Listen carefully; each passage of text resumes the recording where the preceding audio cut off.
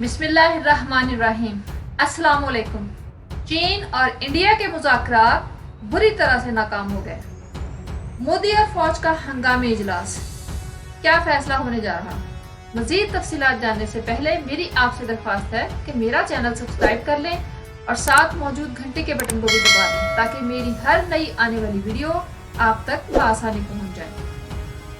China India को गर्दन से पकड़ चुका है। चाइना और इंडिया के मुज़ाकरात बुरी तरह से नाकाम हो चुके हैं। चाइना ने लद्दाख और सिक्किम से फौजें वापस बुलाने से मुकम्मल तौर पर इनकार कर दिया है।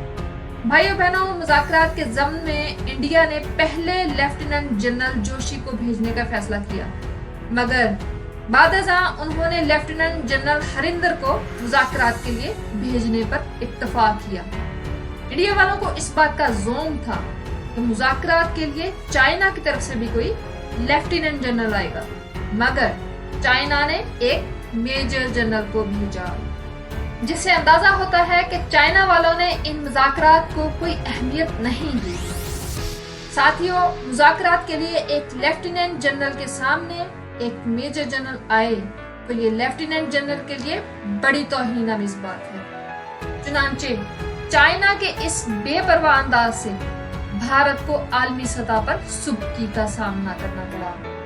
भाइयों बहनों, इंडिया ने चाइना के सामने जो मुतालबात रखे वो ये थे कि चीन अपनी फौजें लद्दाख से वापस ले जाए, लाइन ऑफ कंट्रोल के बारे में मिलिट्री नहीं हुकूमती सतह पर बातचीत की जाए, मजीद ये कि भारत चीन के साथ खुशगवार ताल्लुकात रखने का ख्वाहिशमंद है।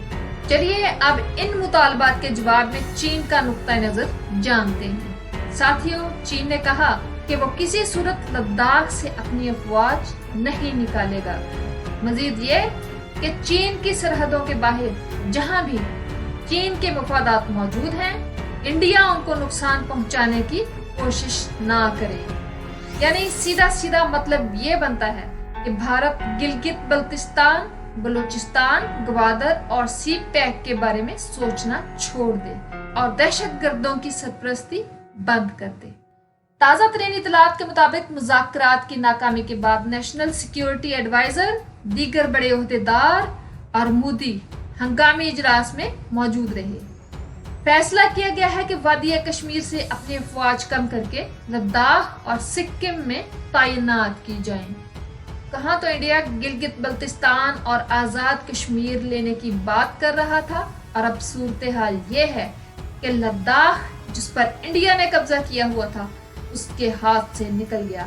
मजे की बात यह है कि इंडियन मीडिया जहां हर वक्त मछली मंडी जैसा मंजर नजर आया करता था, मुकम्मल सन्नाटे में है।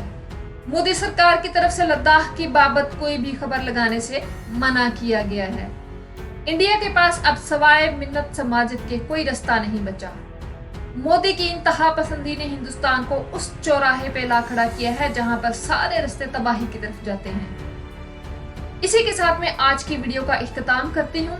अगली वीडियो में आपसे दोबारा मुलाकात होगी। अपना ख्याल रखिएगा। अल्लाह हाफिज।